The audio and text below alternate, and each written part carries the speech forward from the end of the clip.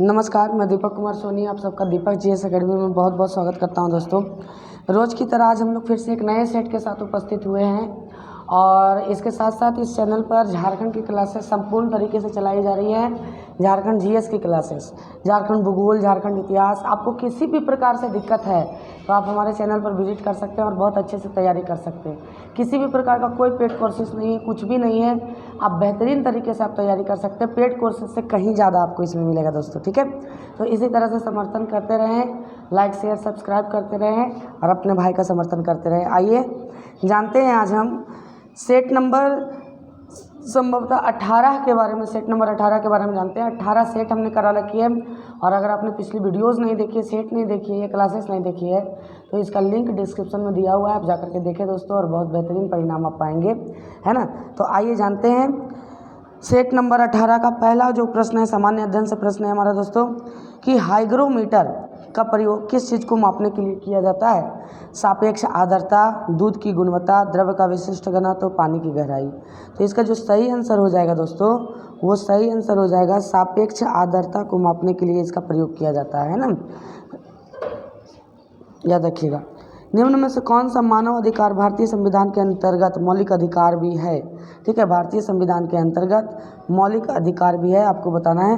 तो ये हो जाएगा, इसका सही आंसर सी हो जाएगा दोस्तों, है ना। शिक्षा का अधिकार को 21 के क के तहत क्या बनाया गया था, मौलिक अधिकार बनाया गया था, आप जानते हैं 86वां संविधान संशोधन के तहत। अशोक मेहता समिति, आपको बताना है, अशोक मेहता समिति ने निम्नलिखित सिफारिश की थी। पंचायती राज का त्रिस्तरीय, ये नहीं होगा क्योंकि बलवंत राय मेहता समिति ने किया था। पंचायती राज का द्विस्तरीय, हाँ, पंचायती राज को द्विस्तरीय बनाने के लिए इन्होंने सिफारिश की थी, जिनके सिफारिश को खारिज कर दिया गया था, इनके सिफारिश को माना नहीं गया था दोस्तों, ठीक है। आइए, बद्रीनाथ और केदारनाथ मंदिरों के गर्भगृहों में निम्न में से क्रमशः किस देवता की पूजा होती है, ठीक है। बद्रीनाथ और केदारनाथ मंदिरों में निम्न में से किस देवता की पूजा होती है। देखिए, मैं बराबर बोलता हूँ कि आपको मंदिरों को जानना है, मंदिरों से जुड़ी पौराणिक कथाओं को जानना है, क्योंकि इससे प्रश्न बनते हैं, ध्यान से देखिएगा। तो बद्रीनाथ में विष्णु और केदारनाथ में भगवान शंकर की पूजा होती है, भगवान शिव की। तो इसका सही ऑप्शन हो जाएगा ए। भारत का राष्ट्रीय पुष्प क्या है, आप जानते हैं सभी, भारत का राष्ट्रीय पुष्प कमल है। CR दास यानी चित्तरंजन दास और मोतीलाल नेहरू ने स्वराज पार्टी बनाई थी स्वदेशी आंदोलन के बाद, असहयोग आंदोलन के बाद, सविनय अवज्ञा आंदोलन के बाद, भारत छोड़ो आंदोलन के बाद। तो 1923 में इन्होंने बनाया था। कब बनाया था? 1923 में इन्होंने बनाया था दोस्तों। और 1923 यानी कि स्वदेशी असहयोग आंदोलन के बाद ये बनाया गया था, आपको ध्यान में रखना है, क्योंकि 22 में असहयोग आंदोलन समाप्त हुआ था, ठीक है। सिखों का अंतिम गुरु निम्न में से कौन से, आपको बताना है। सिखों के अंतिम गुरु निम्न में से कौन थे? तो सिखों के अंतिम गुरु गुरु गोविंद सिंह थे, ध्यान में रखिएगा। गंगा को उत्तर से दक्षिण ले जाने वाला चोल राजा कौन सा था, ठीक है। गंगा को उत्तर से दक्षिण ले जाने वाला चोल राजा कौन सा था? आप जानते हैं कि गंगईकोंड चोलपुरम की स्थापना इन्होंने की थी, 8 का सी राजेंद्र चोल, ध्यान में रखिएगा कि इन्होंने राजेंद्र चोल, इसका सही आंसर हो जाएगा। गंगईकोंड चोलपुरम की स्थापना और गंगईकोंड चोल की उपाधि धारण की थी राजेंद्र चोल ने। माउंट एवरेस्ट की ऊंचाई कितनी है, आपको बताना है। माउंट एवरेस्ट की ऊंचाई कितनी है? तो माउंट एवरेस्ट की जो ऊंचाई है दोस्तों, ये 9 का जो सही आंसर हो जाएगा, ये सी हो जाएगा, 8850 मीटर, ठीक है। भारत में किस तरह की अर्थव्यवस्था है? तो भारत में मिश्रित अर्थव्यवस्था है। पूंजीवादी भी है हमारे यहाँ, समाजवादी भी है, प्राइवेटाइजेशन भी है और पब्लिक सेक्टर भी है, आप ध्यान में रखिएगा। ठोस अपशिष्ट को निचले स्तर के क्षेत्र में फेंक कर ऊपर मिट्टी डाल देने को क्या कहते हैं? 11वां नंबर प्रश्न का आंसर जो हो जाएगा वो हो जाएगा सैनिटरी लैंड फिलिंग, है ना। सैनिटरी लैंड फिलिंग यानी कि ज़मीन को भरने की प्रक्रिया कहा जाता है, इसको याद रखिएगा, ठीक है। आइए आगे बढ़ते हैं दोस्तों, हम लोग आगे बढ़ेंगे। 12 नंबर प्रश्न, निम्नलिखित में से कौन एक हड़प्पा का बंदरगाह है, आपको बताना है। निम्नलिखित में से कौन एक हड़प्पा का बंदरगाह है? तो बंदरगाह के बारे में मैंने चर्चा किया है। लोथल एक बंदरगाह के रूप में क्या था, नामी था, जाना जाता था। कलहन की पुस्तक का नाम क्या है? तो कलहन की पुस्तक का नाम राज तरंगनी है, जो कश्मीर का इतिहास बताती है। बेसिकली आप अगर पढ़े होंगे प्राचीन भारत कलहन के बारे में तो आप जानते होंगे, हर्षवर्धन के काल में थी। मलेशिया की राजधानी, ठीक है, कौन सी है? मलेशिया की राजधानी कौन सी है? तो मलेशिया की राजधानी जो है दोस्तों वो कुआलालंपुर है। ये गलत लिखा हुआ है लेकिन कुआलालंपुर है, आप ध्यान में रखिएगा। संविधान सभा के प्रारूप समिति के अध्यक्ष कौन थे? डॉक्टर भीमराव अंबेडकर इसके अध्यक्ष थे। कौन थे? डॉक्टर भीमराव अंबेडकर इसके अध्यक्ष थे। ठीक है। भारत में संघ शासित प्रदेशों की संख्या कितनी है, आपको बताना है। भारत में संघ शासित प्रदेशों की संख्या कितनी है, तो भारत में जो संघ शासित प्रदेशों की संख्या है दोस्तों 16 नंबर का, 16 नंबर का हो जाएगा सी, 9 संख्या है, ठीक है। मैकमोहन रेखा भारत तथा इस देश के बीच की सीमा रेखा है। मैकमोहन रेखा आप जानते हैं भारत और चीन के बीच की सीमा रेखा है, अरुणाचल प्रदेश में इसको खींचा गया था, ठीक है। मगध की प्रारंभिक राजधानी कौन सी है, आपको बताना है कि मगध की प्रारंभिक राजधानी कौन सी। पहली राजधानी तो गिरिवराज या राजगीर थी पहली राजधानी। प्रार्थना समाज के संस्थापक कौन थे, तो प्रार्थना समाज के संस्थापक आप सभी जानते हैं, कई बार रिपीटेड क्वेश्चन है ये दोस्तों। प्रार्थना समाज के संस्थापक आत्माराम पांडुरंग थे, ठीक है। 20वां नंबर प्रश्न की तरफ हम चले। निम्नलिखित में से कौन सी पुस्तक तिलक ने लिखी है, बाल गंगाधर तिलक ने लिखी है, तो देख लीजिए बाल गंगाधर तिलक ने गीता रहस्य को लिखा था। अपने जेल में रहने के दौरान इन्होंने लिखा था दोस्तों गीता रहस्य, 1908 से 14 के बीच में, ठीक है। संविधान को 26 जनवरी के दिन लागू करने का निर्णय किस लिए किया गया, क्योंकि कांग्रेस ने इस तिथि को 1930 में स्वतंत्रता दिवस के रूप में मनाया था। इस तिथि को 1942 में भारत छोड़ो आंदोलन प्रारंभ किया गया था, यह शुभ दिन था, नहीं, देख लीजिए 26 जनवरी 1930 को स्वतंत्रता दिवस के रूप में मनाने का प्रस्तावना था और प्रस्तावना बनाया गया था इसको। 1929 के लाहौर अधिवेशन में पूर्ण स्वराज को पारित किया गया था और उसी में बोला गया था कि हम लोग अपना तिरंगा फहराएंगे, याद रखिए अपना झंडा फहराएंगे। निम्नलिखित में से किस स्थिति में बंदी प्रत्यक्षीकरण रीट जारी की जाती है, ठीक है। संपत्ति की हानि होने पर, अतिरिक्त कर की वापसी पर, दोषपूर्ण पुलिस नजरबंदी पर, है ना, भाषण की स्वतंत्रता को उल्लंघन पर। तो दोषपूर्ण पुलिस नज़रबंदी पर यानी पुलिस पकड़ करके और रखे हुए किसी व्यक्ति को, ठीक है, तो उसको बोला जाता है कि 24 घंटा के अंदर आप मजिस्ट्रेट के सामने प्रस्तुत करें, बंदी प्रत्यक्षीकरण यही है। 23वां नंबर प्रश्न हम लोग जानेंगे दोस्तों, कौन सी खनिज एल्युमिनियम का अयस्क है, तो आप जानते हैं सभी बॉक्साइट जो है वो एल्युमिनियम का अयस्क है। वायुमंडलीय हवा में प्रचुर घटक है, कौन है, तो नाइट्रोजन। 78% मात्रा जो वायुमंडलीय हवा में किसकी है, नाइट्रोजन की है, ठीक है। द फ्यूचर ऑफ इंडिया नामक पुस्तक के लेखक कौन है, 25वां नंबर प्रश्न है आपका। द फ्यूचर ऑफ इंडिया नामक पुस्तक के लेखक कौन है, तो 25वां नंबर का हो जाएगा दोस्तों बिमल जलान है। कौन है, बिमल जलान, ये गवर्नर भी रह चुके हैं RBI के। जब तक कृषि मंत्रालय के सरकारी वर्गीकरण का संबंध है, जहाँ तक कृषि मंत्रालय के सरकारी वर्गीकरण का संबंध है, भारत में कितनी कृषि जलवायु क्षेत्र हैं। 26 नंबर का जो सही आंसर हो जाएगा वो बी हो जाएगा 126, 26 का 126, ठीक है। भारत में प्रथम महिला मुख्यमंत्री थी, ये सुचेता कृपलानी थी दोस्तों, उत्तर प्रदेश की मुख्यमंत्री थी, आप जानते हैं। मॉन्टेग्यू चेम्सफोर्ड सुधार अधिनियम कब आया था, ये आपको बताना है। मॉन्टेग्यू चेम्सफोर्ड सुधार अधिनियम ये 1919 में आया था, क्योंकि चेम्सफोर्ड उसी समय क्या थे, है ना, लॉर्ड चेम्सफोर्ड के उसी समय क्या थे, भारत के गवर्नर जनरल थे, वायसराय थे। 28वां नंबर प्रश्न का जो सही आंसर हो जाएगा दोस्तों वो सी हो जाएगा, 1919 का आधार बने। करो या मरो का संबंध किस आंदोलन से है, तो ये भारत छोड़ो आंदोलन में महात्मा गांधी ने करो या मरो का नारा दिया था, ठीक है। क्षेत्रफल के क्रम में भारत के सबसे बड़े राज्य कौन है, तो एक राजस्थान हो जाएगा, और राजस्थान शुरू में यही है, ठीक है। आप देख सकते हैं राजस्थान शुरू में कौन है दोस्तों, आपको ध्यान में रखना है, राजस्थान शुरू में ऑप्शन नंबर ए में ही दिख रहा है, आपको ध्यान दीजिएगा। निम्न में से कौन से राष्ट्र ने नालंदा अंतर्राष्ट्रीय विश्वविद्यालय को 10 लाख अमेरिकी डॉलर का अनुदान प्रदान किया है।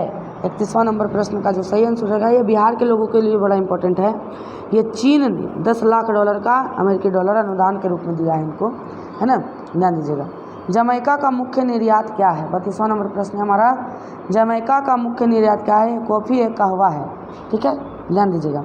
तांबा का देश के रूप में किसे जाना जाता है, सबसे ज़्यादा तांबा कहाँ होती है, आपको बताना है, तो 33वां नंबर का सी हो जाएगा।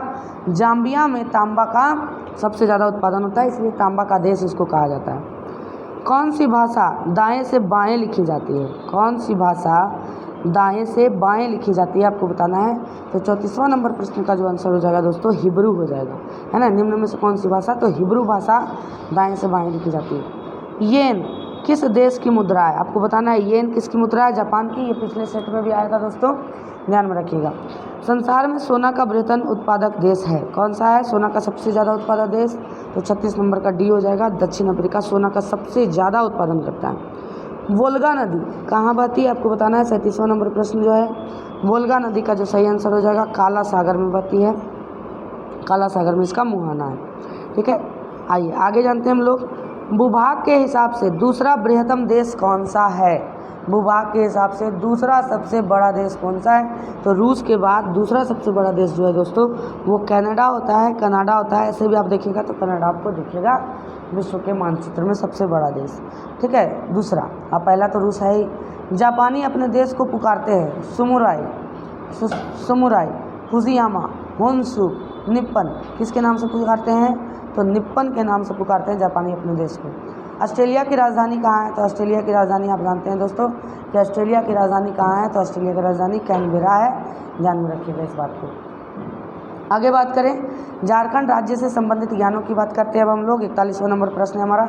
40 प्रश्न सामान्य अध्ययन से पूछे जाते हैं, बाकी 50 प्रश्न जो होते हैं वो झारखंड से, और 20 प्रश्न विज्ञान से और 10 प्रश्न मैथ से पूछे जाते हैं। आपको बेहतरीन पकड़ बनाना है इन सभी पर। ठीक है, झारखंड में लोकसभा क्षेत्रों की कुल संख्या कितनी है? झारखंड में लोकसभा क्षेत्रों की कुल संख्या कितनी है आपको बताना है। तो झारखंड में लोकसभा क्षेत्रों की कुल संख्या कितनी है दोस्तों? 14 है। झारखंड में भागीरथ दुबई गोसाई और पटेल सिंह, भागीरथ दुबई गोसाई और पटेल सिंह के नेतृत्व में खरवार विद्रोह कब हुआ? आपको बताना है कि खरवार विद्रोह कब हुआ, इनके नेतृत्व में। हालांकि देखिए खरवार विद्रोह के जो नेतृत्वकर्ता थे, मेन नेतृत्वकर्ता आपसे पूछे तो भागीरथ मांझी होंगे, और भागीरथ मांझी के नेतृत्व में शायद 1832-33 में ये खरवार आंदोलन हुआ था, और यही इसका सही आंसर हो जाएगा। ठीक है, झारखंड के प्रसिद्ध स्वतंत्रता सेनानी बिरसा मुंडा का जन्म कब हुआ?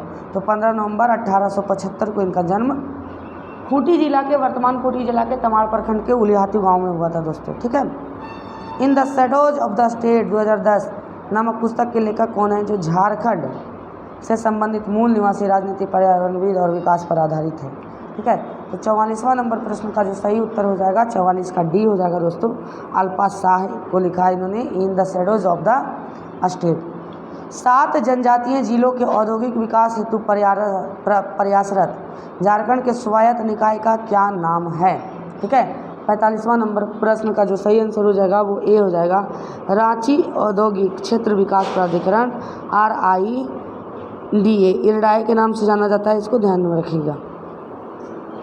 झारखंड सरकार की यूथ योजना का नाम बताएं, जिसमें विश्व बैंक की सहायता से 14 से 24 वर्ष की आयु वर्ग की लड़कियों को सशक्त बनाया जाता है। ध्यान में रखिएगा। तो कौन सा हो जाएगा ये? 46वां नंबर प्रश्न का सही आंसर हो जाएगा आपका डी, तेजस्विनी योजना। कौन सा योजना? तेजस्विनी योजना। झारखंड में त्रिकूट चोटी कहाँ स्थित है? तो त्रिकूट चोटी जो है दोस्तों ये देवघर में स्थित है। 47वां नंबर प्रश्न का जो सही आंसर हो जाएगा आपका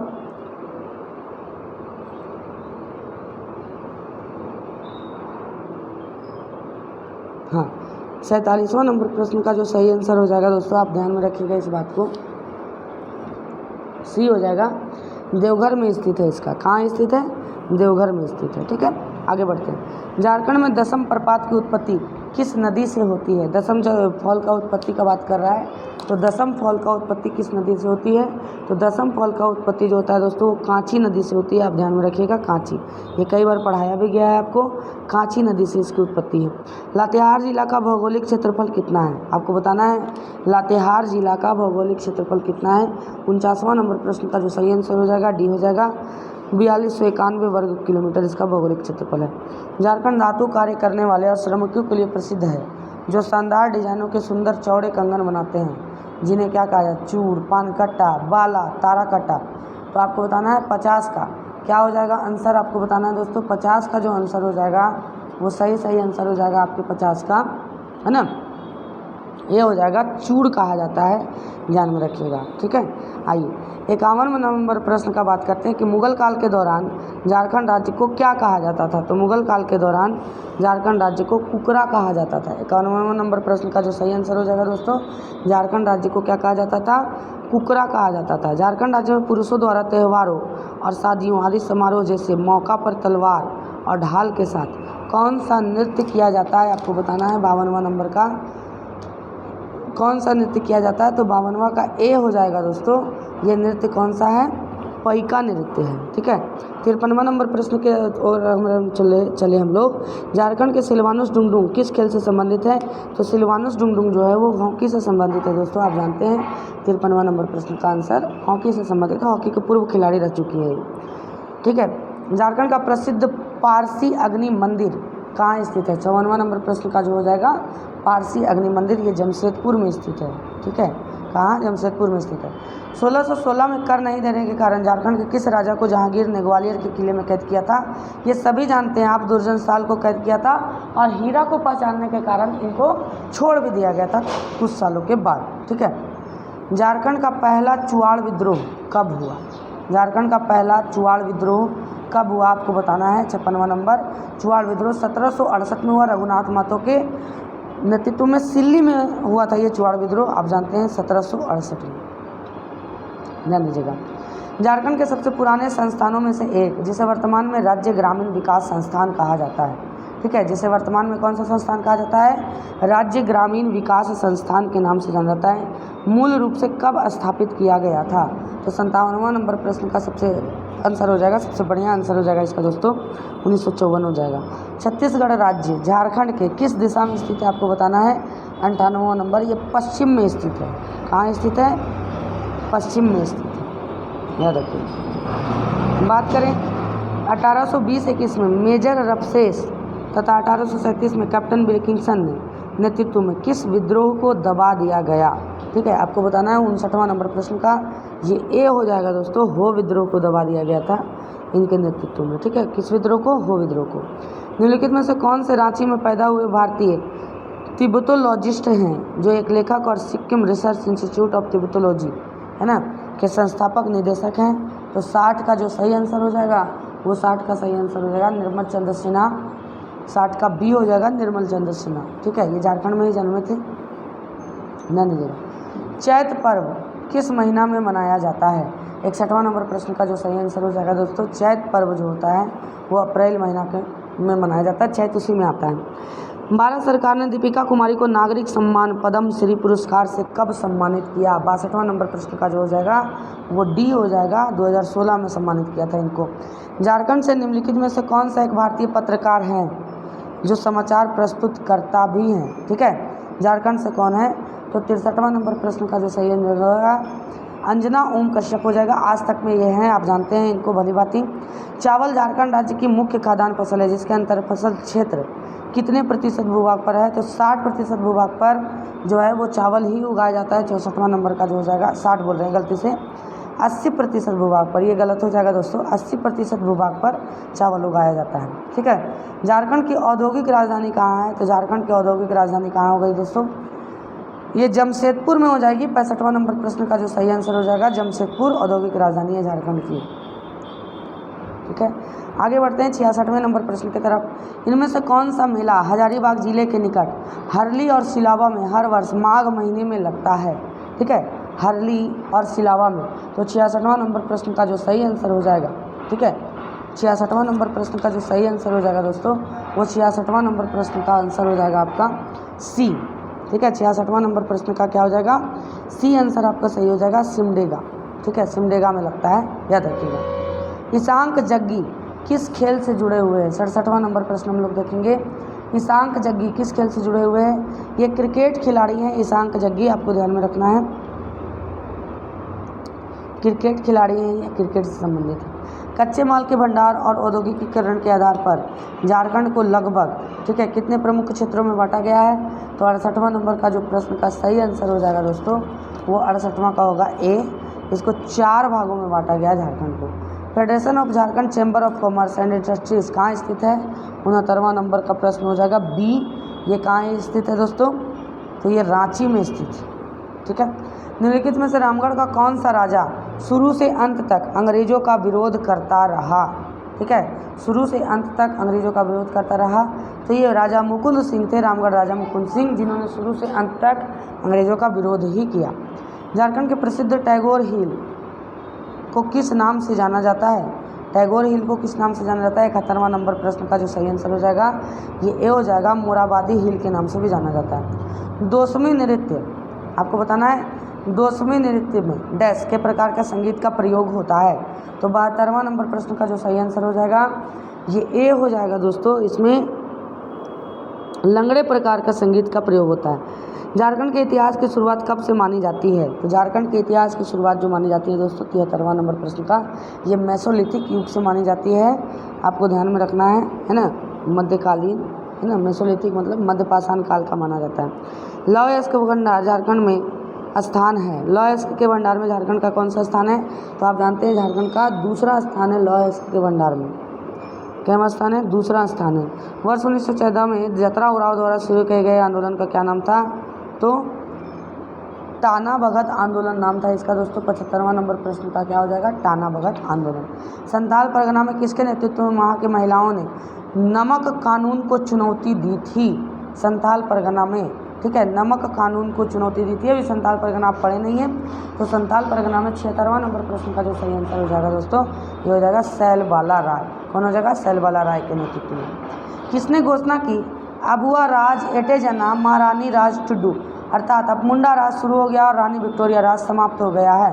यानी कि 77वां नंबर प्रश्न का जो सही आंसर हो जाएगा दोस्तों, आप पढ़े हैं इस प्रश्न को, तो 77वां नंबर प्रश्न का सही आंसर हो जाएगा बिरसा मुंडा ने घोषणा की थी इसको मुंडा आंदोलन के दौरान, ठीक है। क्यूल नदी झारखंड के किस जिले से निकलती है? 18वां प्रश्न का आंसर हो जाएगा क्यूल नदी झारखंड के गिरिडीह जिले से निकलती है। कहाँ से निकलती है? गिरिडीह जिले से निकलती है। झारखंड फुटबॉल टीम ने कितनी बार Subroto Mukherjee cup football tournament का राष्ट्रीय चैंपियनशिप जीता है? बताना है आपको। 79वां नंबर प्रश्न का जो सही आंसर हो जाएगा दोस्तों, ये 79वां नंबर प्रश्न का हो जाएगा डी। कौन सा हो जाएगा? 4 बार सुब्रतो कप जीता है, ध्यान में रखिएगा। इनमें से कौन सी नदी पलामू जिला के छोटनागपुर पठार से निकलती है? ठीक है, पलामू जिला के छोटनागपुर पठार से निकलती है, आपको बताना है। तो 80 नंबर प्रश्न का हो जाएगा।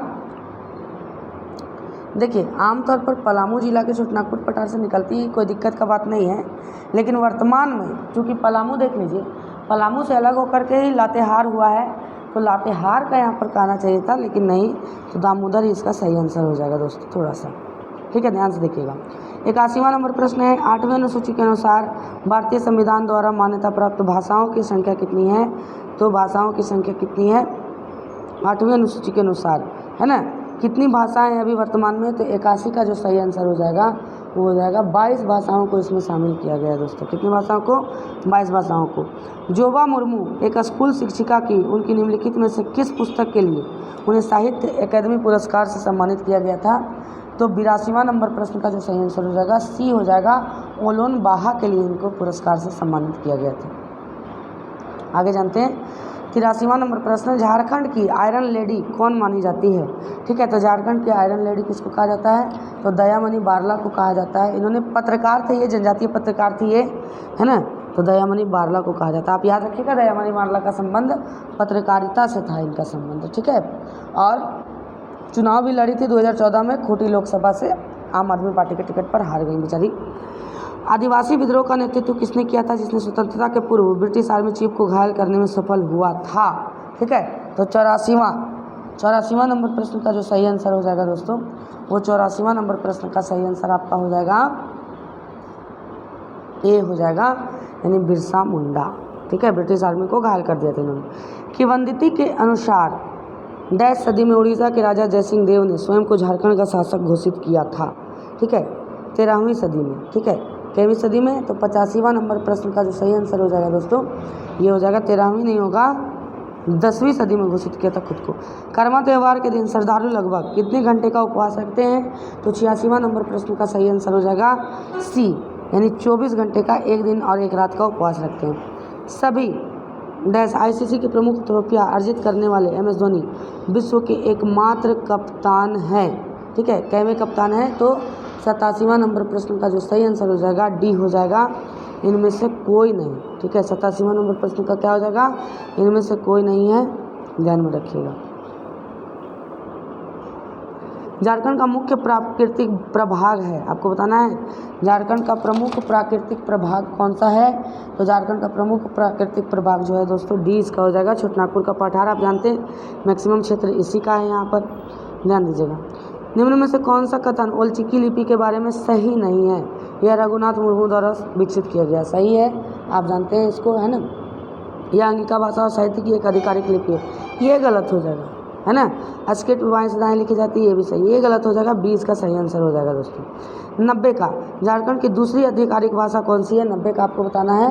तो झारखंड का दूसरी आधिकारिक भाषा जो है वो उर्दू है दोस्तों। ठीक है, कौन सी है? उर्दू है। झारखंड की दूसरी आधिकारिक भाषा उर्दू है, तो 90 का उर्दू हो जाएगा। और दूसरी आधिकारिक भाषा जो उर्दू है, उर्दू यहाँ दिया ही नहीं गया है, तो यहाँ पर ये क्वेश्चन को आप गलत कर दीजिए, उर्दू ऑप्शन में है ही नहीं, प्रिंटिंग मिस्टेक।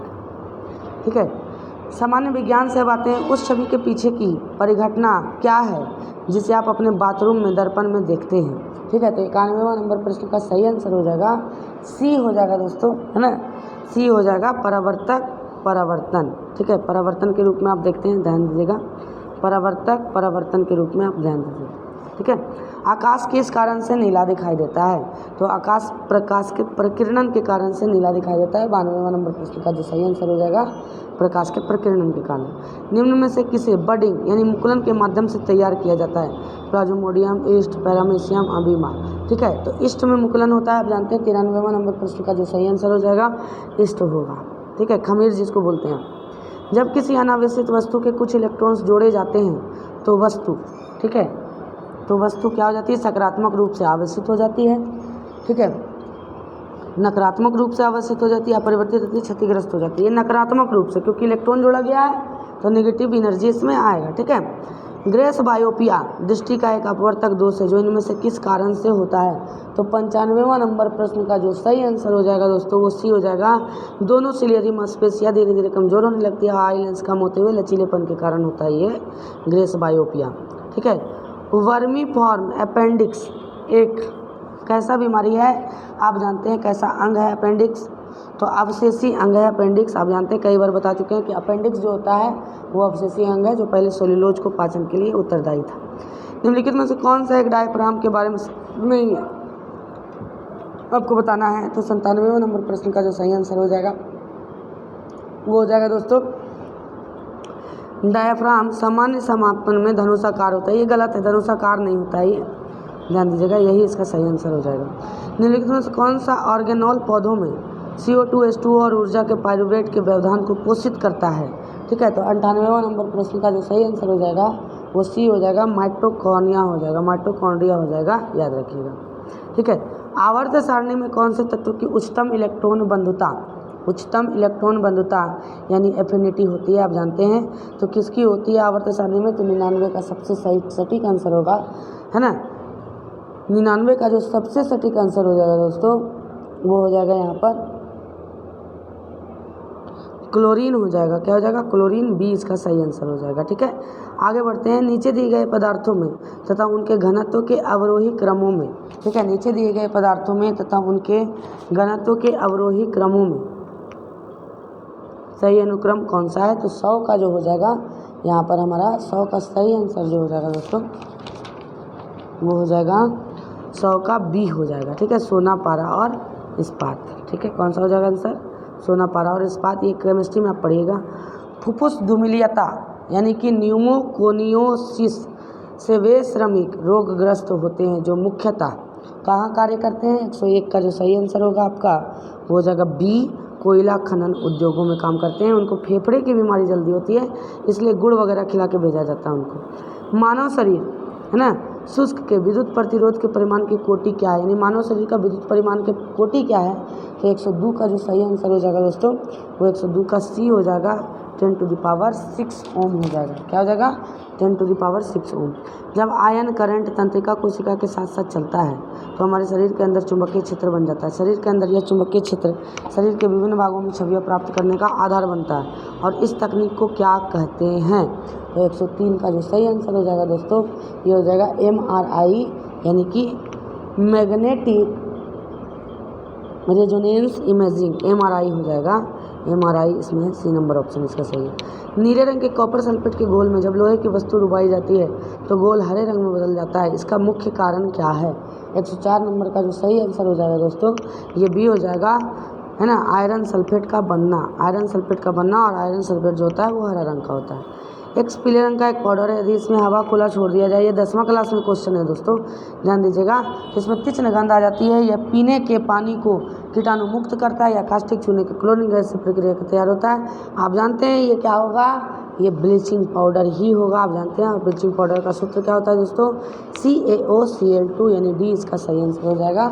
105 का कितना आंसर हो जाएगा, डी, विरंजक चूर्ण, ध्यान दीजिएगा। निम्नलिखित में से किसने लेज़र का आविष्कार किया था, तो 106 का सही आंसर हो जाएगा, है ना, लेज़र का आविष्कार किसने किया था, ठीक है।